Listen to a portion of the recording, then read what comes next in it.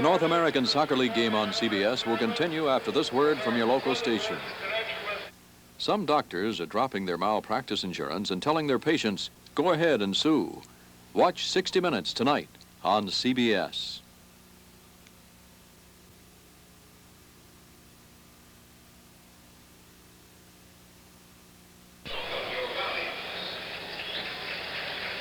It's halftime here at Tampa Stadium, and of course you know the score, 3-0 in favor of Tampa. And I have two of the executives, co-owner of Tampa, Bo Rogers, on my left, and Clive Toye, who's been in the North American Soccer League for a great number of years, who is the president of the New York Cosmos.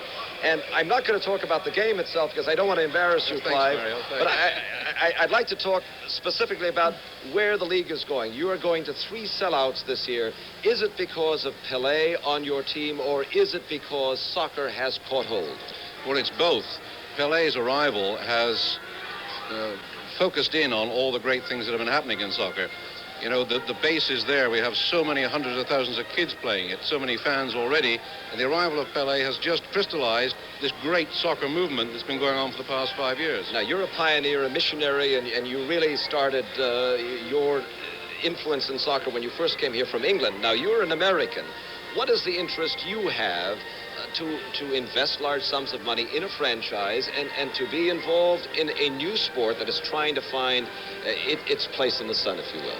We feel that soccer will be the next major sport in this country, and in order for us to get in on the ground floor, so to speak, we bought a franchise 2 years ago, and we feel that we brought an entertainment value to Tampa, and we've given them a great value for the money, and we feel that, you know, that within 5 years, soccer will take its place along with football and basketball as a major sport in this country. Now, this is a genuine crowd. We're not talking about 40,000 avid fans here. How do you develop fans like that in a short period of time? Well, I'd say that we develop it by, again, giving entertainment. You know, soccer is like any other thing, is an entertainment. And we promote it well. We've got some very funny slogans.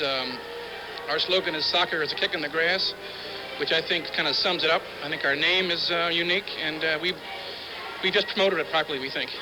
Clive? Well, I think we've started off with a game which in itself is a great game. And so many kids are playing, so many people are liking the game. And if you promote the game professionally, get the best possible players, and do a thorough professional job, that added on top to the natural beauty of the game, and you have it. It's paying dividends. Clive Toye, thank you very much for joining me here at halftime, and Bo Rogers, you too. We'll be back with more soccer after these very important messages, and we'll be back here at Tampa Stadium.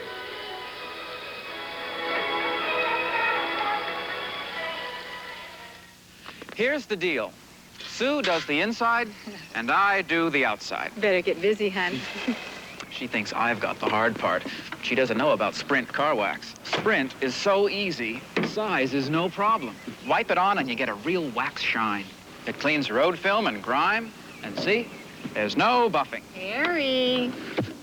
Yeah? Oh, poor baby. Oh. J-Wax Sprint cleans and shines without buffing. We're going to prove that Edge lets you shave closer than the leading foam. First, listen to an unshaven face using an ordinary credit card. Now we'll shave the left side with foam, the right with Edge. With Edge's protective lubrication, we pressed harder to shave closer than foam. Now listen to the foam side. Then listen to the Edge side. Foam, Edge. Edge lets you shave closer than the leading foam. To the companies trying to make luggage as good as ours, Samsonite presents a lesson on a perfect gift. That durable Samsonite Classic Attaché only opens right side up. And see how it organizes. We try to make working easier and safer. We know more about business cases because we make more. Samsonite keeps going strong. Get a 6-month day timer and Schaefer pen, all worth $15, free with Classic 3 Attachés. Safeguard's deodorant lather is so effective, it doesn't need heavy perfume. Safeguard gives you naturally clean-smelling skin. Good morning. Hi. You always smell so fresh. What about me? I use a deodorant soap. That's just it, Norman. You smell like a deodorant soap. Morning. Clean and cute. With Safeguard, you don't get the heavy smell of some deodorant soaps. You get naturally clean-smelling skin.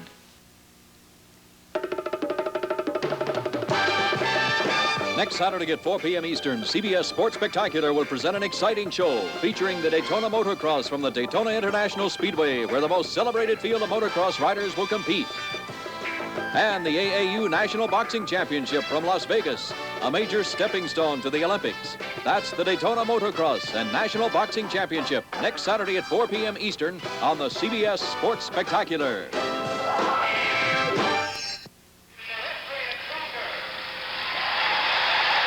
We're here at halftime and still in the press box, of course, and Paul Gardner's joined me again. And 3-0 is a surprising score because when you look at the two sides, it would seem that it would be, in fact, the cameraman was noting that it might be a dull game because of the defensive strategy. Let's take a look at that first goal. Here is Glover again, beating his man, playing it across the goal mouth.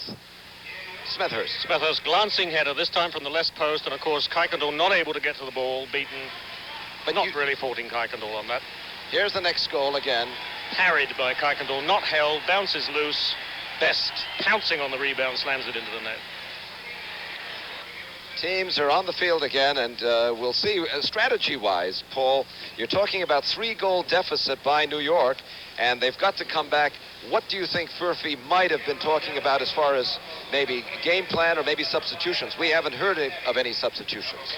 I think what he would undoubtedly have been telling them is that they've got to tighten up on their defense. They've got to close down that midfield area, stop allowing Rodney Marsh and, for that matter, Len Glover all the room and the time they've had to set up these goals. The crosses and so on that have been coming in, the ball coming into the New York penalty area, are what's causing trouble to New York, and they should be stopped. The midfield players have to be stopped. There are a number of other NASL games today. Vancouver's at Rochester, San Antonio at San Jose, and Washington, Boston, Dallas at St. Louis. So there are around the country, but the NASL today features, of course, the Tampa Bay Rowdies, the New York Cosmos here at Tampa, and New York now defending the goal to the left. The north goal, they've switched sides, which is customary in soccer at halftime to change over. And the white-shirted Rowdies now, Glover. Beautifully played out of defense by Tommy Smith there. Marvelously cool piece of play. Solo run by Len Glover, all by himself. Puts the ball through, all by himself. There's a shot. New York appealing for offside on that, and they're not going to get it, so they're going to be doubly unhappy, having a goal disallowed in the first half, and now having a goal scored when they claim a player was offside. I think they were wrong. I don't think that player was offside. Watch it again. There's the pass. No, he's not offside. You've got to have two men. You've got a green-shirted man, and you've shirt got a goalie. It is not offside. There's the left-footed shot out of Kuykendall's reach. You must have two defenders between you and the goal at the time the ball is passed to you. Discussion going on in midfield between Keith Eddy, the New York captain, and Pele. I don't know whether they're trying to apportion responsibility for that goal, but again, we saw a very leaky New York defense. Can these, first of all, the Rigby change at the last moment, and then these three stunning goals in the first half, and then this fourth stunner, could this take them completely off stride? Well, it may take them completely out of the game. I really don't think a team is possible in the space of 45 minutes in any soccer game of surmounting a 4-0 lead. I think this is now Tampa's game, but New York, of course, will be trying desperately to do something about that. What about foraging and actually looking for the ball and trying to beat Tampa to the punches? That's what they've got to do. That's what I'm suggesting they have to do at midfield. But again, you see, here is a Tampa fullback being allowed all the time in the world. Rodney Marsh letting the ball go straight through his legs. A superb piece of play. Glover again, who has been, a great run, a dummy, if you will, where Rodney Marsh, a man without the ball, very dangerous, decoys, and Best got the ball. You were mentioning earlier on, Mario, what effect the tempo of this game is having on either team. I don't think tempo is a factor. Pele just failing to get the ball through the field there, who was running inside him. I think the tempo has not been that fast. After all, it is pretty hot down there. And I don't think... Smethurst again, the danger man, the trigger man, shoots and collected by Kuykendall. Didn't get enough boot on him. No, well, because he was running more or less at right angles to the direction he wanted to kick the ball. Difficult to get power in a shot under those circumstances. Here's Dave Clements. It's a very simple game to understand, really. The ball is always exposed, 11 players on each side. We're in the second 45 minutes, and the infractions, as they happen, we will at least outline them to you. Rodney Marsh. Here we see an example there. Clements at least is getting to Rodney Marsh. He's tight on him now. He's forcing him to run backwards, and that is what New York were not doing in the first half. Clements still with Rodney Marsh, but Rodney Marsh still with the ball. Oh, Clements did not like that bit of taunting from Rodney Marsh.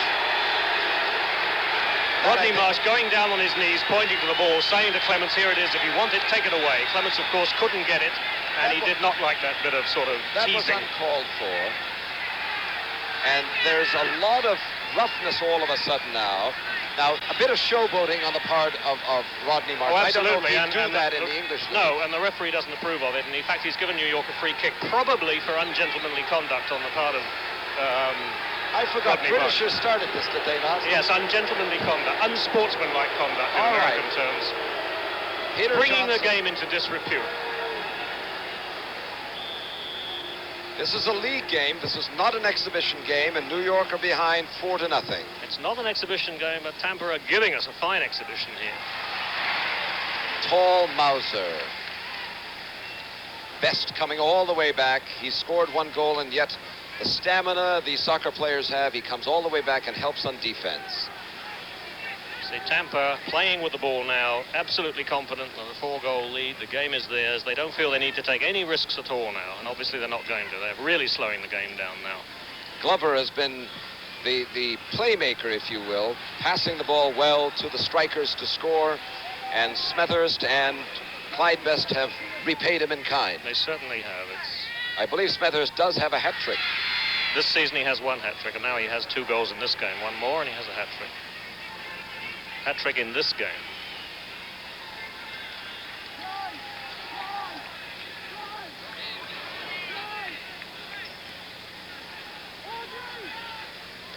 So Smethurst does have a hat trick. Yes, he does have a hat trick in this game. The goals are coming so thick and fast, Mario, I'm losing count of them here. He has 3 goals in this game. 3 goals. And 3 very good goals, too.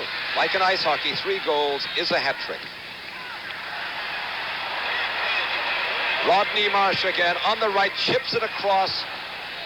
Should be a corner kick the way it went past The referee is pointing to the corner kick to Tampa. Smith is there, a beleaguered defense of New York. Although this does not look like the lineup for a corner kick. No, the ball is coming back. The players all ran back expecting a corner kick, but it's not. It is, in fact, a throw-in. No, it's not. It's a goal.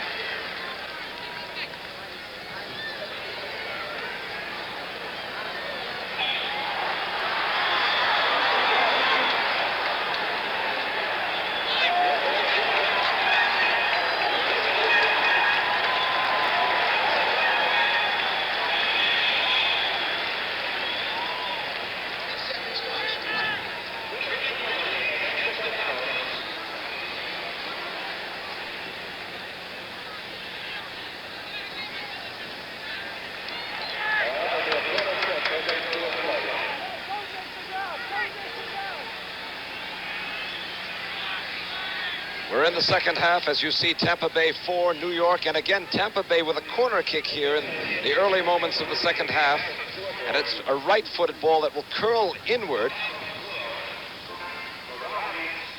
Kuykendall collects it in his blue jersey. The only player on the field within that rectangle known as the penalty area to be able to touch the ball with his hands.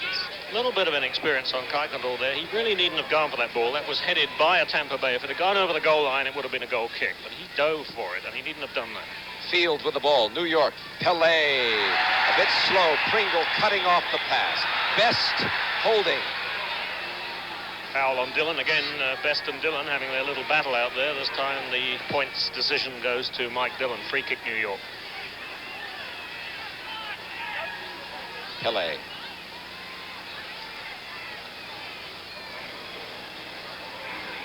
Tinian takes a shot. His own player.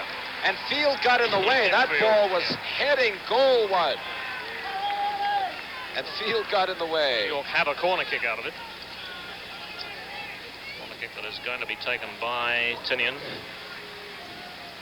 He'll use his